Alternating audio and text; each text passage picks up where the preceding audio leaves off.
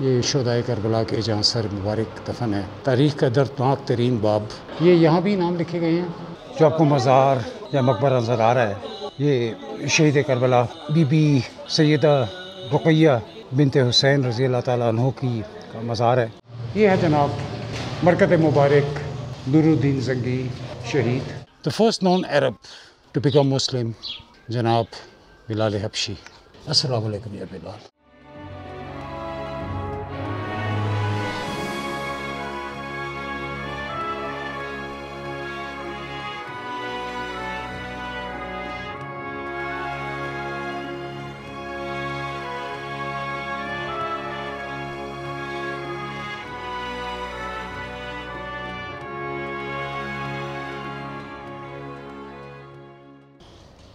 अस्सलाम वालेकुम, good morning history anchors.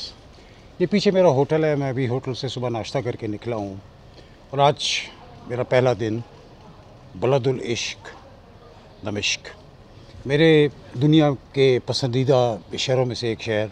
और जैसे मैंने जब जेरिको की वीडियो बनाई थी तो मैंने आपसे अर्ज़ की थी कि इसमें और जेरिको में हमेशा से मुकाबला रहा कि दुनिया का सबसे कदीम कंटिन्यूसली इनहेबिटेड, यानी कि जो मुसलसल आबाद रहा।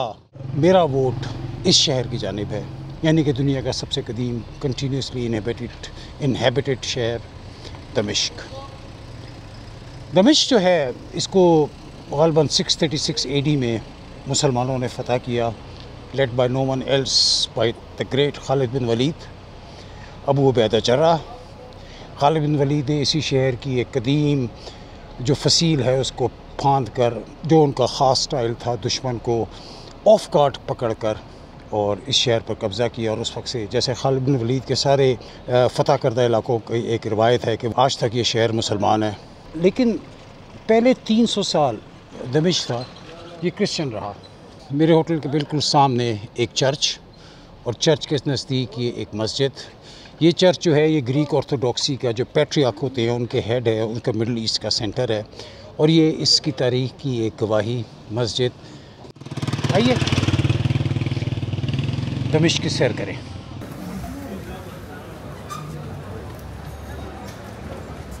दमिश्क जो है वो बड़े हिसाब से जेरूसलम की तरह है। जिस तरह आप जेरूसलम में अपने होटल से निकलें और जिस सिमत में जाएं, आपको कोई ना कोई तारीख़ के किसी मोड़ पर आप पहुंच जाते हैं। मैं अभी होटल से सिर्फ निकला हूँ, मैंने आपको वो चर्च उसके साथ मस्जिद दिखाई, थोड़ी सी ईसाई तारीख़ बताई।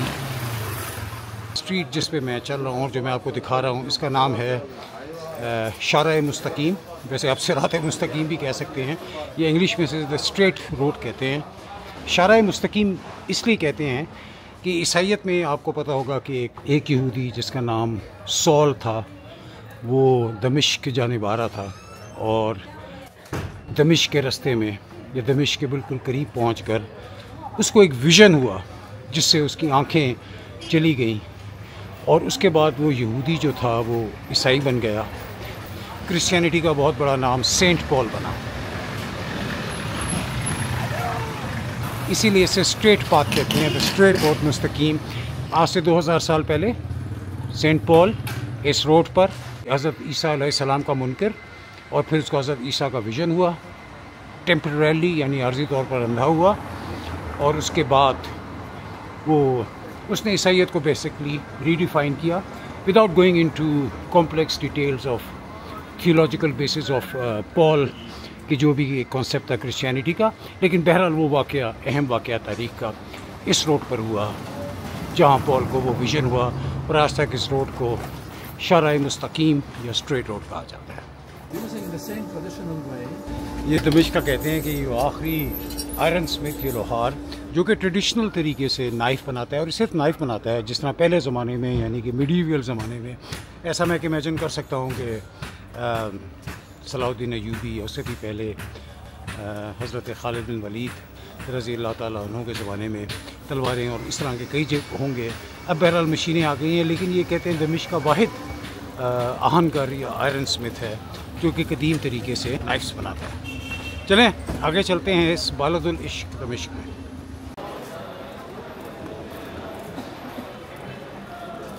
स्पाइस सूक, मसालों का बाज़ार, कहते हैं कि नूरुद्दीन ज़ंगी ने इसको बनवाया था क्योंकि कारवान इंडिया से, यमन से, सब जगहों से मसाला जात लेकर आते थे।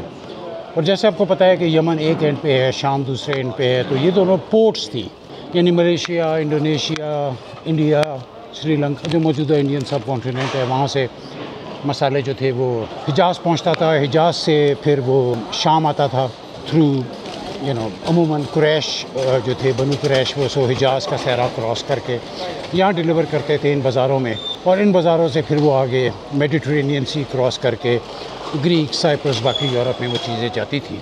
तो अंदाज़ा कर लें, आज से कई हज़ार साल पहले ये बाज़ार मौजूद थे, यहाँ पे ट्रेड होती थी। हो सकता है उनमें कुछ सहाबी भी हों, क्योंकि बहुत सौ का पेशा तिजारत था। उसकी कदामत मुझे इस शहर में और इस सूक में नज़र आ रही है। सूक के तकरीबन एंड पे पहुँचे तो अगर आप राइट मुड़ें इस सूक से, तो ये आपको एक बिल्डिंग नज़र आएगी, और बहुत सारे लोग जो दमिश्क आते हैं वो बग़ैर इस बिल्डिंग को देखे या दिखाए चले जाते हैं। Good, thank you, how are you. ये जिस पे सामने एक बिल्डिंग पे लिखा हुआ है आज़म पैलेस, कसरुल आज़म, ये दमिश्क की तारीख़ का एक बहुत अहम बाब है। और ये बेसिकली जो था, जब मैं आपको बताऊंगा तो आपको ख़ासी हैरत होगी सुन के कि ये लोग क्यों नहीं उमूमन दिखाते ये जगह। ये जो बिल्डिंग आपको नज़र आ रही है, ये अमीर शाम जनाब मुआविया बिन सुफियान ने अपने लिए घर बनाया था। ये उनका घर था, ये उनका पैलेस था, और उसके बाद उनका बेटा यजीद भी इसी घर में रहा था। तो ये वो सीट ऑफ खिलाफत यानी खलीफा उस ज़माने के जो थे उमवी, ये उनका घर था। अब ये नसीब, ये वो घर नहीं है, वो घर गिर चुके हैं ऐसी की जगह एक फिर किसी ऑटोमन या ग्रीक बंदे ने एक यहाँ पर अपने लिए महल बनाया, अपना घर बनाया, जिसे उसने आज़म पैलेस, कसरुल आज़म का नाम दिया। तो उस घर के अब कोई आसार नहीं मिलते, लेकिन वो घर यानी कि जनाब अमीर शाम का और उसके बाद यजीद बिन मुआविया का, वो इस मकाम पर था एग्जैक्टली, जिसे अब कसर आज़म कहते हैं। So the residence of Yazid in front of you, आपके सामने। अब मैं यजीद के घर से आगे निकल कर पुरानी गलियों से होता हुआ जो रास्ते में मकाम आया आपको दिखाता जाऊँगा। कुछ का मुझे पता है और कुछ खुद ही सामने आ जाती है। वही बात सफ़र है शर्त। ये जो सामने आपको बोर्ड नज़र है ना, मकाम में बैत सत्ती, ये यहाँ का एक बड़ा मशहूर रेस्टोरेंट है। यानी कि अगर आपने ट्रेडिशनल दमिश्क में खाना खाना हो तो ये, मैं कल यहाँ आया था और लाजवाब खाना, लाजवाब माहौल। ये दो साथ साथ है, वैसे ख्याल कीजिएगा। एक का नाम है बैत सित्ती, बैत सित्ती के मतलब कि दादी का घर। उसके साथ ही एक और इसका नाम है बैत जद्दी, यानी दादा का घर। तो मुझे बताया गया था कि दादा के घर नहीं जाना, दादी के घर जाना है, वो बेहतर है। और वाकई लाजवाब खाना था।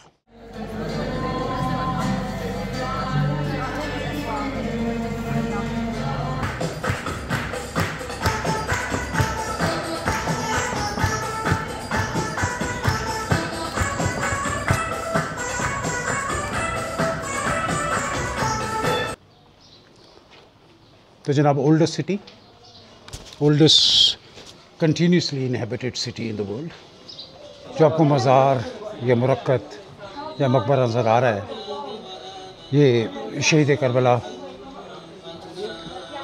बीबी सैयदा रुक़ैया बिनते हुसैन रज़ी अल्लाह ताला अन्हो की का मज़ार है। ये कहते हैं आज से तकरीबन 50 साल पहले बहुत छोटा सा एक घर के अंदर एक मामूली सी बिल्डिंग थी, और फिर इनको इमाम ख़ुमैनी के ज़माने में ये एक आलीशान कॉम्प्लेक्स के तौर पर बना दिया गया। ये देखिए सामने आपको नज़र आ रहा होगा लिखा हुआ, अस्सलामु अलैका या रुक़ैया बिनतुल हुसैन। तो ये यहाँ पे कैमरे की इजाज़त नहीं थी, मैं फ़ोन से बना रहा हूँ वीडियो। तो जनाब, ये बीबी रुक़ैया सैयदा बिनते हुसैन का मरकज़। जो लोग आप इराक़ और ईरान गए हैं तो उनको पता होगा, ये बिल्कुल उसी डिज़ाइन पे बना हुआ है।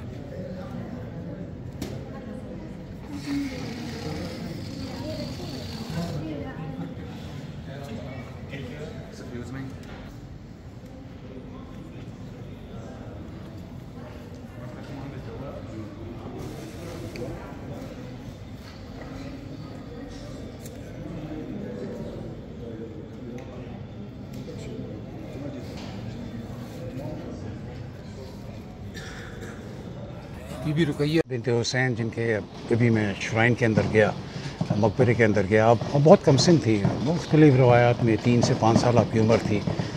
करबला से लेके यहाँ तक के सफ़र के मसाइब में, यहाँ बीमारी में आपकी रहलत हुई। कुछ रवायात बहरहाल ये भी हैं कि जब उन्होंने यजीद के सामने अपने वालिद का सर देखा तो सदमे से आपका इंतकाल हो गया। वल्लाहु आलम, ये दोनों उसके बारे में है। बहरहाल एक अफसरदा जगह, मैंने फातिहा पढ़ी। आगे चलते हैं। मैं कहता हूँ दमिश्क में हर कदम पर आपको तारीख़ बिखरी हुई नज़र आएगी। ये जो आपके दाएं हाथ पर, और ये मेरे गाइड हुसैन साहब इसको खुलवाने की कोशिश कर रहे हैं, ये तारीख़ का एक बहुत अहम शख्स जो बहुत कम लोग दमिश्क आते हैं, उसको पता भी नहीं कि वो यहाँ मदफून है। ये सुल्तान बीरबस की कब्र है जी, वही सुल्तान बीरबस जिन्होंने मंगोल्स को पहली शिकस्त दी। यानी वो जो मशहूर आपने पढ़ा होगा जंग ऐन जालूत में मंगोलों को एक डिसाइसिव ह्यूमिलेटिंग डिफीट देने वाले सुल्तान बीरबस का मकबरा है। अनफॉर्चुनेटली कोई है नहीं अंदर, कोई खोल नहीं रहे दरवाज़ा अंदर, वरना मैं जाके फातिहा पढ़ना चाहता था, क्योंकि इस शख्स की दिलेरी और इस शख्स की स्ट्रेटजी की वजह से मंगोल्स उस शिकस्त के बाद उन्होंने दोबारा इस अर्ज़ मुक़द्दस का रुख नहीं किया। तो जनाब ये आपके सामने द ग्रेट जनरल सुल्तान बीरबस का मकबरा, तो मैं यहीं फातिहा पढ़ूँगा। और ये जो दूसरा मकबरा जिस पे हुसैन साहब खटखटा रहे हैं, ये भी बंद है। ये सलाहुद्दीन अय्यूबी के भाई आदिल अय्यूबी का मकबरा है, और ये भी बंद है। बेचारा कोशिश बहुत कर रहा है हुसैन खुलवाने की, लेकिन कोई वापसी भी देखेंगे। Hussain will see on our way back, maybe we can try. या आपके सामने मैं जिस दमिश्क के बाज़ार से गुज़र रहा हूँ, इसका नाम है सूकुल खयातीन, यानी कि दर्जियों का, टेलर्स का बाज़ार। बहुत से लोग ये आते हैं और पुराने सूक से सैर करते हुए गुजर जाते हैं। तो इस सूक में तकरीबन जब आप सूकुल तहब यानी गोल्ड बाज़ार से सूकुल खयातीन यानी टेलर्स की मार्केट में एंटर होते हैं, तो सीधे हाथ पर ही आपको एक मेहराब और एक दरवाज़ा नज़र आएगा। और जनाब एक और तारीख़ का बहुत अहम मोड़, ये देखिए, ये है जनाब मरकत मुबारक नूरुद्दीन ज़ंगी शहीद। अस्सलाम वालेकुम या सुल्तान।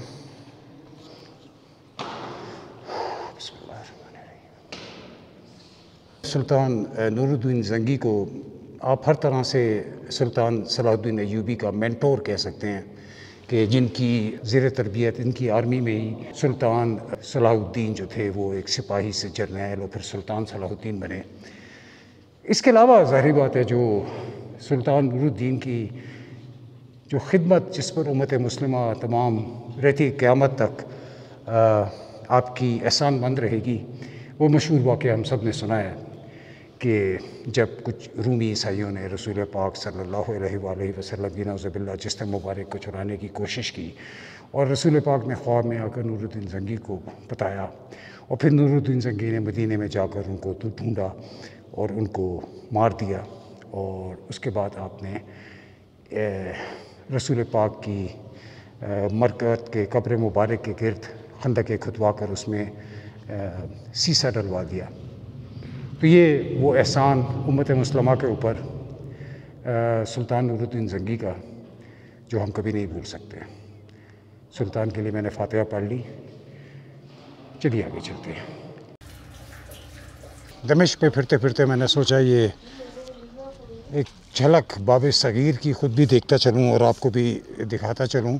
यहाँ से बहुत सारे मकाबिर से मुझे इख्तलाफ भी है, लेकिन कुछ ऑथेंटिक है जो वाकई यहाँ मौजूद हैं।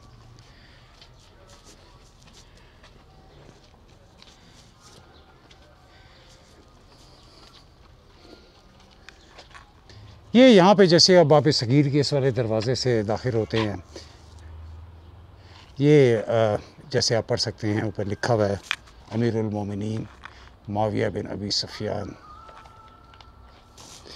और इसकी चारों तरफ ज़ाहिर बात है जंगला लगा कर इसको बंद किया गया है।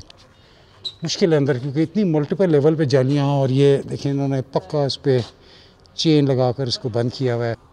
सादी सी ईंटों की कब्र है, और कुतुब ग़ालिबा ने इस कब्र पर जो मुख्तलिफ़ अदवार में लगाए गए वो साइट पर पड़े हुए हैं। थोड़ा सा महल बमुश्किल 40-50 मीटर जो आपको गुंबद और उसमें जो कब्र मकबरा नज़र आ रहा है, ये उमवी खलीफा वलीद बिन अब्दुल मालिक बिन मरवान, और इनका बहरहाल ये ऊपर लिखा हुआ है कब्र खलीफा उमवी अल वलीद बिन अब्दुल मालिक। और मैं अंदर झांकता हूँ, अल्लाह अकबर, ये तो कब्र बिल्कुल जैसे उखड़ी हुई है, और अंदर मेरे ख़्याल में 2 या 3 कब्रें मुझे नज़र आ रही हैं, पता नहीं आप देख सकते हैं कि नहीं।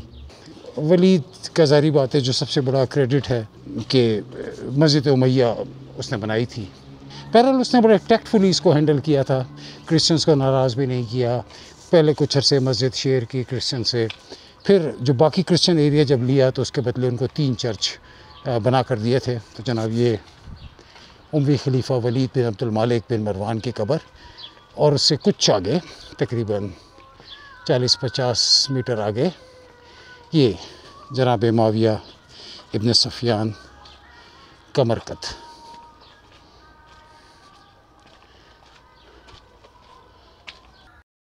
अब ये बाब सगीर इतना बड़ा है कि यहाँ देखने के लिए तो मेरे ख्याल में 4-5 दिन चाहिए, लेकिन मैं जो मोटी मोटी जगहें हैं ये गुज़रते हुए जैसे आप देख सकते हैं।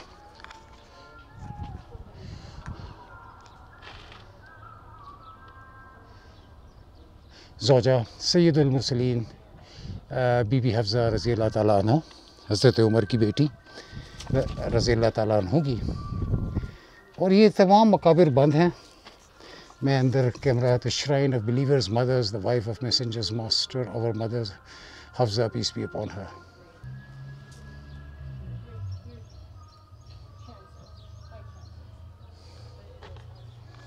मैं जनाब बिलाल हबशी का मरकज़ मुबारक ढूंढ रहा हूँ। ये एक बहुत ही बड़ा कब्रिस्तान है, वक्त भी कम है, कोशिश करता हूँ आगे। थोड़ा ही फासले पे है जनाब बीबी हफ्ज़ा रज़ी अल्लाह ताला अन्हु के मरकज़ मुबारक से। The first non Arab to become Muslim, the first black to become Muslim, जनाब बिलाल हबशी। मकाम सैयदना बिलाल हबशी।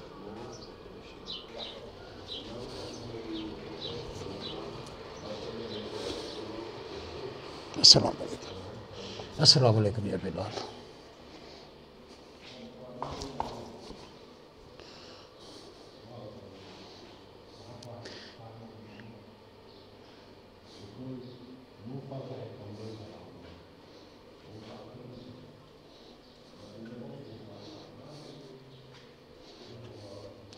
जनाब बिलाल के मर्तबे से, आपके इश्क़ मोहम्मदी से हर मुसलमान वाकिफ़ है। मुझे वो तारीख़ दोहराने की ज़रूरत नहीं है। इनका एक और मकबरा भी है मौजूदा जॉर्डन में, लेकिन ज़्यादातर तवारीख़ यही बताती हैं कि आपका इंतकाल यहीं दमिश्क में हुआ, तो ये ज़्यादा ऑथेंटिक है।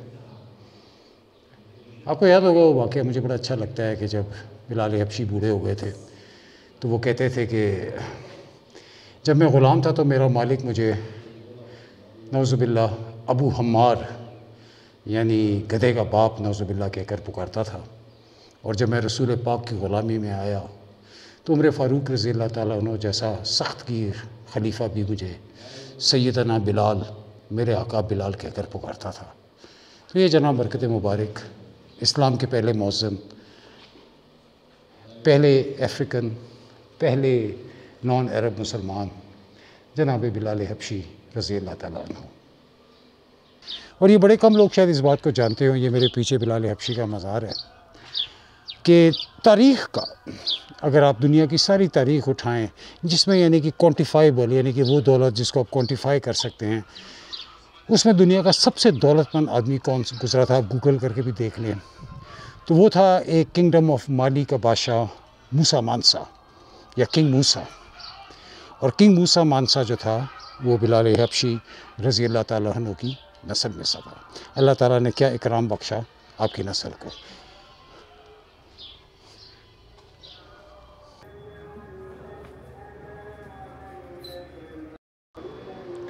और ये जनाब मैंने कहा कि ये बैतुल सगीर में जो अहम मकाम है वो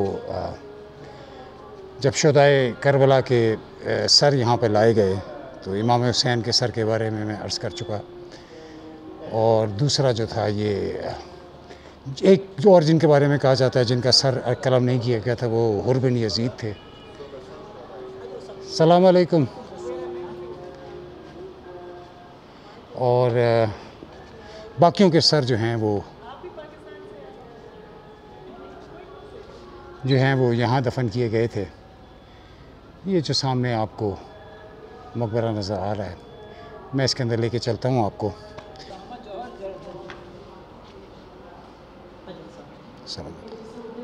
अस्सलाम वालेकुम या शोहदा। ये जैसे एक बड़ी सी कब्र है और उसके ऊपर जितने जो नाम हैं, जैसे आप देख सकते हैं जाफ़र बिन अली बिन औफ, उमर बिन अली, मोहम्मद बिन अली,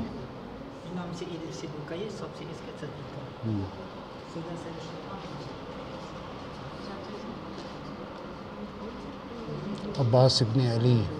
तो ये तमाम शुहदाए करबला के जो सर हैं ये ऊपर एक पगड़ियाँ बनाकर उस एक मैस ग्रेव में ही नेचुरली एक इज्तिमाई कब्र में दफन किए होंगे उस वक्त, और उनके ऊपर फिर वो पगड़ी लगाकर उनके नाम करके उन शुहदाए करबला की निशानदही की गई है।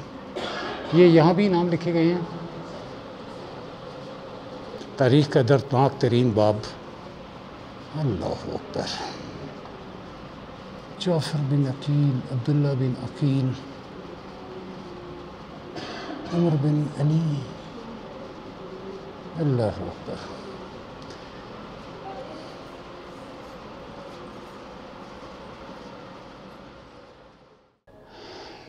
मेरा इमामुल हुसैन अल आबिदीन वहाँ जहाँ शहदा के सर दफन है उसके बिल्कुल साथ। और ये कहते हैं वो फवारा या कोई वो अब चैने मुझे नहीं पता इसके अंग्रेज़ी में क्या कहेंगे, सिस्टर्न या कि जहाँ पर कहते हैं कि शुहदाए करबला के सर यहाँ पर धोए गए दफन करने से पहले। अल्लाहु अकबर।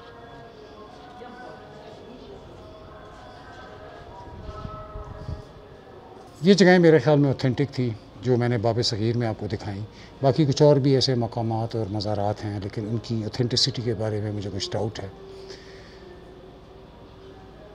ये पीछे शुहदाए करबला के सर, ये मेरे साथ वो फवारा जहाँ के सर धोए गए, साथ बाबुल सगीर से मैं अब चलता हूँ वापस दमिश्क शहर की जानिब। दमिश्क शहर में आगे चलते हैं।